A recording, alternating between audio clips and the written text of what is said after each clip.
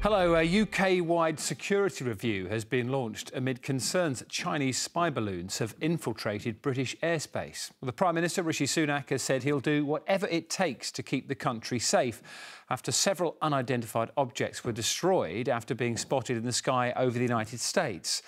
This might not look like much, but this was the moment the first UFO was shot down by the American military back on the 4th of February. I'm sure you remember that. It had flown over several sensitive military sites, and US authorities say they think it was sent by China. Well, since then, 3 further unidentified objects have been shot out of the sky, and they really are all unidentified. The American government can't work out exactly how they fly, and they won't rule out the fact that they might even be extraterrestrial.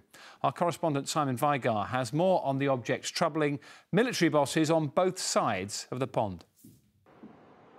Another US fighter jet targets another UFO, an unidentified flying object taken down from the skies above North America. It was at 20,000 feet and could have interfered with commercial air traffic. A 4th Chinese spy device is the prime suspect, but the Americans aren't ruling anything out. Have you ruled out aliens or extraterrestrials, and if so, why? Because that is what everyone is asking us right now. I'll let the intel community and the counterintelligence community figure that out. I haven't ruled out anything at this point.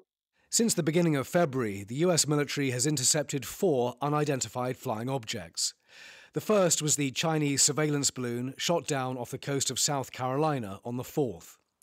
Then on the 10th, the next object, the size of a car, was taken down over sea ice near Dead Horse in Alaska.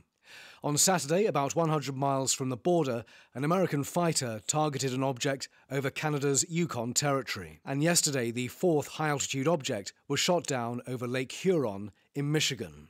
Have there been these devices over the UK? Nothing has been said publicly, but the Defence Secretary has ordered a security review, and the PM today said this. Well, I want people to know that we'll do whatever it takes to keep the country safe. We have something called the Quick Reaction Alert Force, which involves Typhoon planes, which are kept on 24/7 readiness to police our airspace, which is incredibly important. I can't obviously comment in detail on national security matters, but we're in constant touch with our allies. China's line is that the first device was an errant weather balloon, and definitely not spying on US nuclear launch sites. It is a line that is being ridiculed. I think the Chinese were humiliated. I think the Chinese were caught lying.